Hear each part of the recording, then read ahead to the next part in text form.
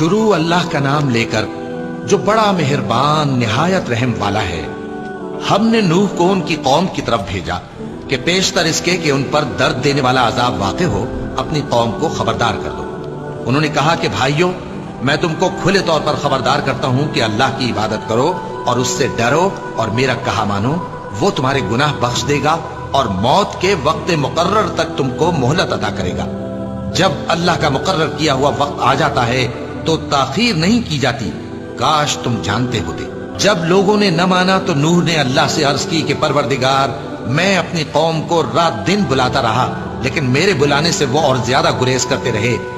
جب میں نے ان کو بلایا کہ توبہ کریں اور تو ان کو معاف فرمائے تو انہوں نے اپنے کانوں میں انگلیاں دے لی اور اپنے اوپر کپڑے اوڑھ لیے اور اڑ گئے اور خوب تکبر کرنے لگے۔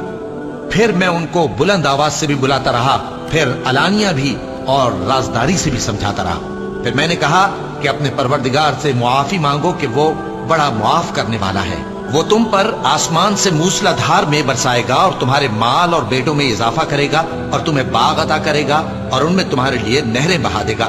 تم کو کیا ہوا ہے کہ تم اللہ کی عظمت کا اعتقاد نہیں رکھتے، حالانکہ اس نے تم کو طرح طرح کی حالتوں میں پیدا کیا ہے؟ کیا تم نے نہیں دیکھا کہ اللہ نے 7 آسمان کیسے اوپر تلے بنائے ہیں اور چاند کو ان میں روشن بنایا ہے اور سورج کو چراغ بنا دیا ہے؟ اور اللہ ہی نے تم کو زمین سے ایک خاص طرح سے پیدا کیا ہے، پھر اسی میں تمہیں وہ لوٹا دے گا اور اسی سے تم کو نکال کھڑا کرے گا۔ اور اللہ ہی نے زمین کو تمہارے لیے فرش بنایا تاکہ اس کے بڑے بڑے کشادہ رستوں میں چلو پھرو۔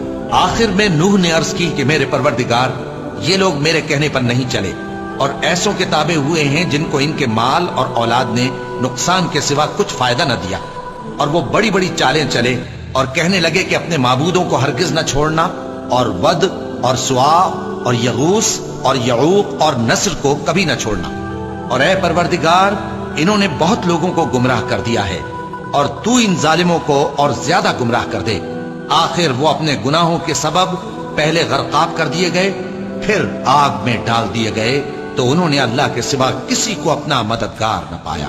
اور پھر نوح نے یہ دعا کی کہ میرے پروردگار، ان کافروں میں سے کسی کو زمین پر بستہ نہ رہنے دے، اگر تو ان کو رہنے دے گا تو یہ تیرے بندوں کو گمراہ کریں گے، اور ان سے جو اولاد ہوگی وہ بھی بدکار اور ناشکری ہوگی۔